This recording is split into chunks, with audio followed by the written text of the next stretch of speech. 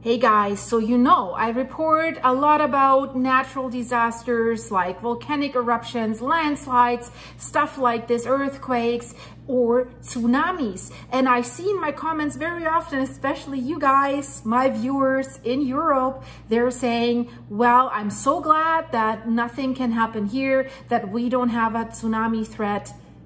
Trigger word, tsunami, guys. I have bad news for you. I don't want to scare you, but as you know, I think it's always good to be prepared.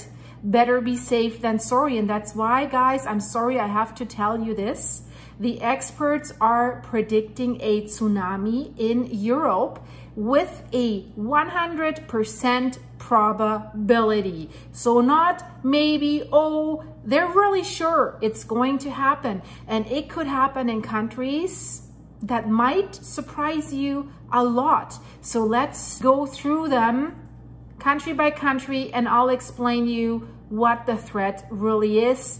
It's kind of mind-blowing. I didn't know some of that. So stay with me, guys. So maybe you didn't know that there is a intergovernmental Oceanographic Commission, the IOC. So it's not the International Olympic Committee. No, it's Oceanographic. Now I could say it, of UNESCO. So they say, for example, let's talk about the beautiful area of the Mediterranean. And you know, guys, we have talked about Italy a lot on this channel. If you're new here, check it out. We're talking about a supervolcano, Campi Flegrei, that threatens over 3 million people in the greater Naples area. And that supervolcano stretches around 100 kilometers also into the Gulf of Pozzuoli, and it could also cause an eruption there. And if that was to happen, it could send a 100-feet tsunami towards the coast of Naples and all these beautiful other little towns, Pozzuoli, Baccioli, all these areas that are there. That would be devastating because that tsunami would come with a volcanic eruption. So double shizzies hitting the fizzy, so to speak. But also, let's say another kind of tsunami could hit the Mediterranean, could be 1 meter tall, that's 3.2 feet, in the next 30 years. And don't think, oh, it's just 1 meter. That's not a problem. You know, it is a problem. It could very well be a problem. A meter, that is very, very high. That it's more than half my height, right? So really, guys, we have to look into this, but there's other areas that we'll talk about as well. So in the next 30 years, that's quite a short time frame because that could happen tomorrow as well. But why? Why is the question. So there is a fault. It's called Averroes fault. It's beneath the Alboran Sea, and that's a danger zone. That is a very big danger zone. It's halfway between the coast of Spain's Malaga, the city of Malaga in Spain, and North Africa. So there is a fault line that could trigger this tsunami. And that, of course, raises concerns about the potential impact on these coastal regions there, because it is quite flat in some areas. And people would not think, especially if you go on vacation, that along the Spanish coast while you're lying on your chair on the beach, that you would face a tsunami. Wouldn't you think that? No, right? So just how deadly would a tsunami in the Mediterranean be? That is, of course, the most pressing questions. So let's talk about this. Where is the Mediterranean Sea? It sits between Southern Europe and North Africa, right? It's basically enclosed by these two areas. And on the European side, it touches countries like Spain, France, Italy, and Greece. And then across from that, across the Mediterranean Sea, you just have the North African nations like Morocco, Algeria, and Tunisia, and as well as Libya, Egypt, and Israel in the Middle East. So according to the scientists, if you look at that map here, the danger zone is this Averroes Fault beneath the Alboran Sea. You see where the Alboran Sea is, you know, it's basically where's this narrow spot, the Strait of Gibraltar, where you can almost not really walk from Spain to Morocco. And then there you see famous tourist destination. A lot of expats live there, Marbella, Malaga, right? So this is basically this small little area there. So a tsunami doesn't take long to reach the coast. So that fault is located in the western part of the Mediterranean, yeah, between the Malaga coast and North Africa. What is a fault line there that is underwater? That is a crack or a break in the Earth's surface, basically where two pieces of the Earth's crust move past each other, right? They're pressing against each other. And a tsunami is caused when an underwater fault line moves suddenly due to an earthquake. So let's say they move underneath each other and they get locked, and then suddenly they unlock, one is lifting up, springing away, moving away. That is causing a tsunami. And you know it when you're in your bathtub and you lie still, everything is good. But then suddenly you move your leg or something, and if you move it too much, the water's coming out of the bathtub and just swamping your bathroom. This is happening to me all the time, guys. So I'm a tsunami causing person, although many in the comments say I'm causing volcanoes in my basement. If you want to see this video, guys, you have to become a silver member of my channel. There you see, I'm showing you my basement, and there you see what I'm actually doing there. But back to the fault lines. So a sudden earthquake is causing this. And maybe you have seen my video about Marzili. That's a massive, like, mountain area underwater close to the Aeolian Islands, and there could be landslides that could cause a tsunami. Watch this video, I'll put it in the end screen. So this area could cause a 6-meter high wave that is 19 feet. So that could reach Spain in only 21 minutes should this earthquake happen there. And it's estimated that coastal residents would have only 35 minutes to flee inland. So after it happens, it reaches the coast after 21 minutes. So if you are able to feel the earthquake, that's why 35 minutes time. If you know that the earthquake happened, then you have a little bit more time. But when you're on the beach and you see the tsunami coming, right? And the sad thing that experts are saying in case of a tsunami, they say, run. Do not turn around. Do not help anybody else. Run, which is kind of a sad statement, but it outlines how little time you have. And for example, the big one, the Cascadia earthquake that will hit the west coast of Oregon, Washington, and Canada, producing a 9 magnitude earthquake, that tsunami could hit the coast in as little as 8 to 15 minutes. That's why you should always be aware. Where is higher ground? Where can I run? You know, if there's bridges or something that you have to cross, chances are high that they might be destroyed if it's being destroyed by an earthquake that comes before the tsunami, right? So it's not a lot of time. So people that vacation there should know about this. And I bet you guys, I have been to Malaga and Marbella. I wasn't aware, but I wasn't doing this channel at that time. Now I am, right? So that's why I'm telling you guys, so that you can be aware. But let's say we have an earthquake in Algeria or near Algeria, then also that could trigger a tsunami. It could cross the sea to Spain within an hour and 15 minutes. And you know, I'm telling you this because it's been rumbling quite a bit in Europe, in Greece, in Cyprus, and in Spain. So what is happening, right? There are earthquakes happening in the larger magnitudes, Portugal. So it is something we need to be aware of. Can they predict tsunamis? Well, if the earthquake is very big, you might think of that, right? But they also have like seismographs, they monitor and they record the earthquakes. And if you're lucky that a country has basically a tsunami warning system, they also have like buoys out there or in the oceans, in the water, to be a little bit closer to where it's happening, to give a little bit of a warning. But, you know, as most tsunamis are triggered by something going on underwater, some underwater earthquakes, they need to detect these significant underwater earthquakes. Then it helps them to assess the potential for tsunamis.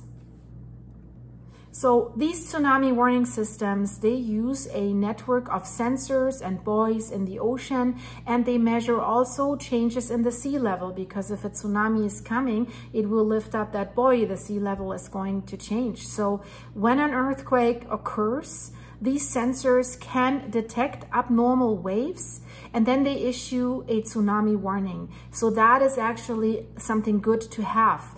And in past mega tsunamis that were catastrophic, these warning systems haven't been in place. So now experts, in addition to that, they're also studying past tsunamis and their impact. So that helps the experts understand which areas might be most at risk, and they can improve their prediction methods. And you can even see this if you go along the coast and you see some areas, if you do some soil testing, go deeper underground, you can see if something has been washed there, if trees have died because they have been underwater and stuff like this. That's how they have discovered something in Washington, how far that tsunamis did go there. And there's areas where you can see it, these rock layers and stuff like this, that sand and sediments has been washed inland and stuff like this. So that's why it's so scary on the West Coast. And it's just for a very short period of time that they are even aware that this threat is so big, the earthquake and the tsunamis, right? So, and I have Rudi here. That's why I put the chair here, but I guess you can't really see him too much. He's sleeping next to me. I got to change the camera angle a little bit and I have to get out of the way, but now you see all my mess there. I just have a bag with so much stuff in there lying there, but whatever, it doesn't really matter. So main thing is you can see Rudi and he can be part of this video. So how deadly would a tsunami in the Mediterranean be? And guys, since I am on the West Coast and I have 3 of these little guys, whenever I go to the beaches, like in Oregon, Cannon Beach or Florence or somewhere there, I make myself aware of the escape routes. I mean, they have signs everywhere, tsunami evacuation route, but I'm always considering, okay, I have these 3 little guys, so if I need to run, what do I do with them? I have to lift them up, or what do I do? So I always have stuff in my car, a buggy or bags or something. And I'm also thinking about getting a backpack where I can carry at least one. So I'm always thinking, I'm always worried about the little guys, right? So they need to be safe. I can't leave them behind. So that, just on a side note, if you go with pets, just be aware of that, that smaller pets, they can run that fast or they might stop and you have to pull the leash. This doesn't really work, right? You have to lift them up, and then having a bag or something that you can carry helps. Also with earthquakes, if you're in a condo tower or something like this, like downtown Vancouver, you should have like a bag where you can carry your pet if you need to run very, very fast, or where you can contain your pet, that they don't run away after the earthquakes when there's aftershocks happening or a lot of confusion and stuff like this, right? Rudi, pay attention. Okay, it's too boring again, so I can change my position again.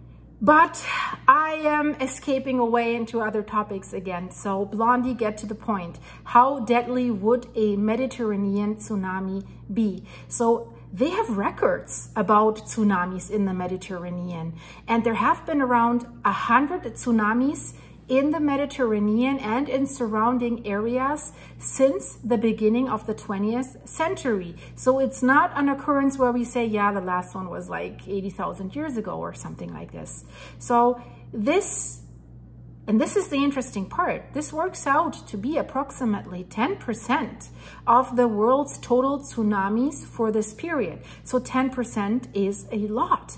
And again, were you aware of this? Let me know in the comment. I certainly wasn't. So in order to find out how deadly they could be, let's have a look at the past. So there was an earthquake on July 21st, 365 CE. That was an earthquake with a magnitude of 8.5 or even higher. That occurred in the Eastern Mediterranean Sea in Crete. So the epicenter is believed to be near that island of Crete. They can't, completely be precise, but they know where the area was. So, and as I just said, this earthquake then was followed by a tsunami that at that time already killed thousands and hurled ships 3 kilometers, 1.9 miles inland. So that is something that we've seen in Japan, right? These pictures. I mean, 1.9 miles, that is a lot because there's a lot of flat areas. So if you're vacationing there, you need to know about this. So if there's an earthquake, you need to know where are the mountains, where is higher ground. Or if you want to be super careful, get a hotel not right at the coast, get a hotel that's higher up. Yeah, you need to walk or drive to the beach, but yeah, better be safe than sorry, especially since we've seen some larger magnitude 5 or something earthquakes in the region just a few days ago. Then there was another earthquake in Lisbon, 1755.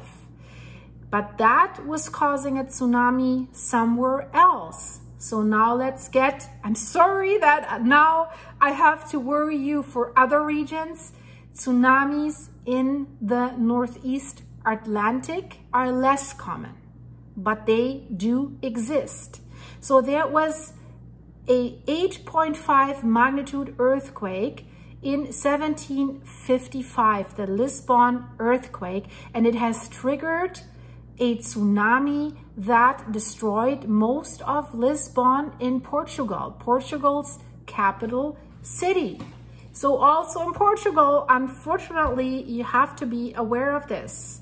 There are big earthquakes that could happen underwater. So what are the experts saying? I mean, they say they don't expect waves to reach heights like 20 meters or 65 feet as it was seen in Japan or in Chile. They say these waves will be more like 1 or 2 meters, like 3.2 to 6.5 feet high. But that's already enough to do a lot of damage and dangerous destruction, not only for buildings, but also for people. I mean, we know what tsunamis can do. I mean, whenever we hear the word tsunami, we're mostly thinking, for example, when 2011, the Tohoku earthquake and tsunami happened. That was on March 11th, 2011, a 9.0 magnitude earthquake was happening off the northeastern coast of Japan, and it triggered a tsunami of up to 30 meters high, that's 100 feet, that washed up 5 kilometers, 3 miles inland. And we know it destroyed some of the nuclear power plant, Fukushima, and even nuclear waste, so to speak, or radioactivity has been measured on the Pacific coast, on the west coast in North America. And this one was a very, very bad tsunami and earthquakes. 13,000 people were lost, and it did cost $309 billion in damage, and it has made it the most costly disaster worldwide. And then, of course, 2004, That is the one we also have in mind when we think about tsunami. The Indian earthquake followed by a tsunami that was happening on Christmas, December 25th, 2004. There was an earthquake with a magnitude even higher than Japan, 9.2 to 9.3. That has struck with an epicenter off the west coast of northern Sumatra, Indonesia. And we remember all these pictures where the water was receding and tourists didn't understand what it means. And then it was coming back with this massive, massive wave. I have to say I was lucky because my dad was a sailor. I've been on boats all my life, and he has told me everything about water and oceans and behavior, from sneaker waves to tsunamis and, you know, tides happening, coming and going, where you should not go in the water, and these little tidal river, everything, right? So I knew when I saw the sea receding, I wasn't there, but on TV, I knew what it meant, that the waves would come really, really big. And I think, you know what? This should maybe be part of some education at school, right? So that kids know. Because that tsunami, I mean, 30 meters high, think about it. That's a multi-story building. That's 100 feet. It has devastated communities along the surrounding coasts of the Indian Ocean. And this was even worse when it comes to people that were lost. Worse than Japan, way, way worse. So 227,898 people were lost. And so this was not one of the costliest, but definitely one of the most brutal natural disasters when it comes to losses in recorded history. And I think these two incidents there and in Japan have put tsunamis and what can happen after large earthquakes on the map, so that people may be more aware of that. But as time passes and next generations are coming, we should keep education about that up. But you know, sometimes, and especially in the Mediterranean area and the European areas, maybe it's not the size of the tsunami that is the concern. Of course, the tsunami itself is extremely hazardous when it hits the coast. But then the flows and the fluxes of water and the flooding can cause damage to beaches, streets, villages and harbors. It can flush out people when the water is receding. People can be flushed and they can hit objects, right? Even if it's only 1, 2, 3 meters, that's already enough to drown people. So are there any plans in place for tsunamis in Europe? Are there? So in 2022, the UNESCO carried out a mission to the Aeolian Islands. Aeolian Islands, we're talking about that a lot on my channel. Italy, Sicily, just released a video about the island called Volcano. And then we have like Stromboli, right? Etna. And then of course, Campi Flegrei. All that, Stromboli with landslides, if the volcano sends matter down through that slide of fire that Stromboli has, it can cause tsunamis. So it is a more hazardous area than most people think that vacation in these areas. It's a high density tourist area, and especially in the summer, right? So they sent that mission team off the coast of Sicily to investigate the risk from its underwater volcanoes. And there's Marsilli in the area as well. Really check out that video. That is a monster underwater. This is really, really scary. If I imagine I would run my boat over this and you know this monster is down there, gives me shivers. I don't really like it.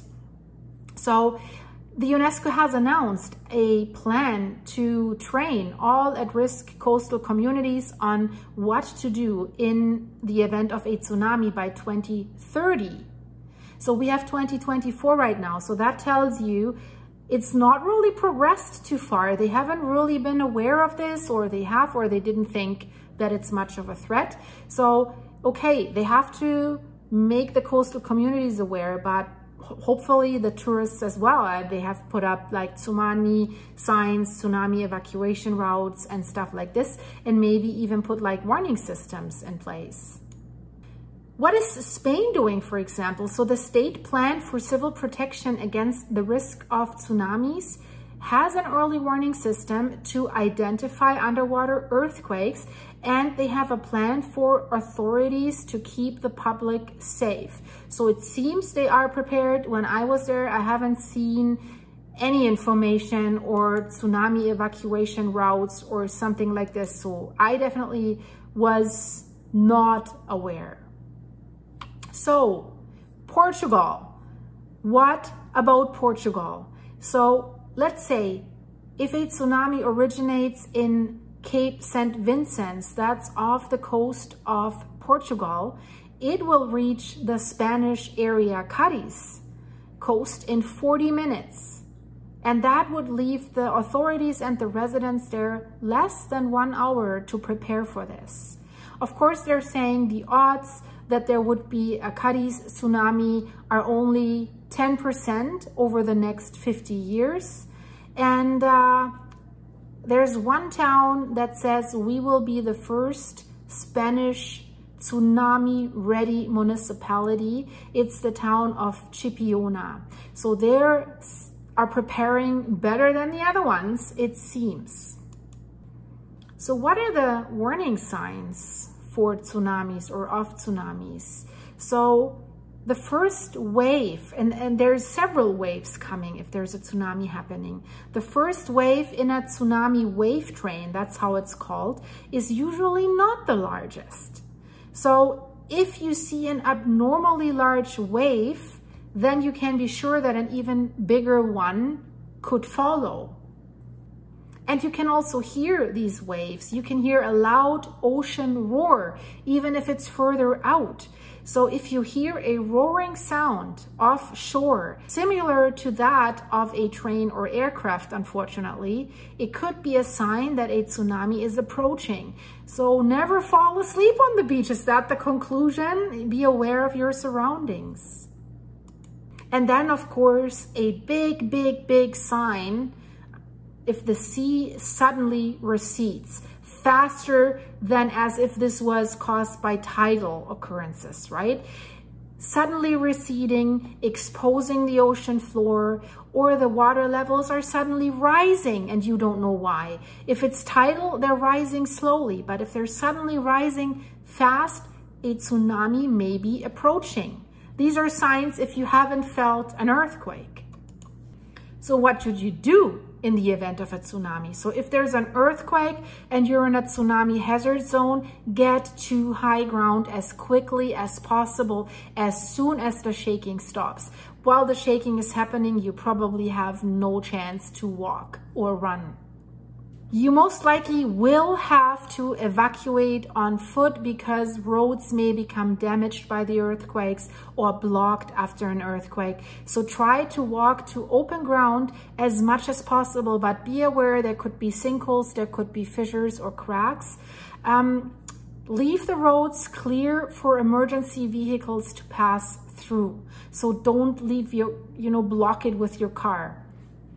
If you cannot move to higher ground, that's a problem, then the only chance you have, look for a building with multiple stories, take the stairs to get to the 3rd floor or higher in a sturdy building. They're already building like tsunami towers in Washington along the coastline, because there are very, very flat areas where you can't reach higher ground in 8 to 15 minutes. So they're building these steel towers that you can climb and then wait it out. Oh, it's scary, scary, scary. But we've seen this in Japan, that some people, and also in Indonesia, some people were in higher stories and these buildings didn't collapse and they survived. And then once everything happened and you have higher ground, stay out of the coastal areas. I mean, that's common sense, but people tend to, oh, let's go back and check the devastation, take a selfie. I mean, if you've seen my Iceland video that I released yesterday, the guy walking on fresh lava, taking selfies while he's standing on a cliff of fresh lava that could collapse. Check out the video, it's in the end screen, it's crazy. So stay out of the coastal areas until authorities issue an all clear. Get as far away from the shore as possible. get as far inland as you can, because tsunamis, depending on the landscape and the topography, can travel as far as 16 kilometers. That's 10 miles inland in some cases. So again, if there's a lot of hills and you know, that affects how far they can go. But if there's like rivers or something, flatter areas, they can travel very far.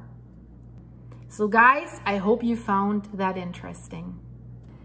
So guys, I'm changing the perspective of this video a little bit so that you can see this little guy that is sitting next to me all the time when I'm filming this video. I just can't get the angle right here so that you can see him all the time, but he is there. So guys, if you like what we have been doing, if you like this video, please leave this video a like, subscribe if you're new here. And if you want to join the channel in a more depth, I don't know, way, join us in a membership, with a membership. And welcome to all my new members. Thanks for joining. You'll get some behind the scenes inside, and you know, you see my basement if you're in the silver level channel, because there's weird things going on according to some comments. So guys, stay tuned, share this video with your friends, push it out a little bit so that also some other topics that are being presented to you by us here on this channel have a chance to push out through the YouTube algorithm. So thanks guys. If you want to join the channel, the link is in the description of this video, but there's also a join button underneath this video that YouTube puts there. But if you want to join my buymeacoffee.com site, it's for free. Sign up, you'll get emails there if something interesting is happening. And of course, you can buy me coffees there so that my fridge is always full. Thank you guys. I see you very soon. Bye bye.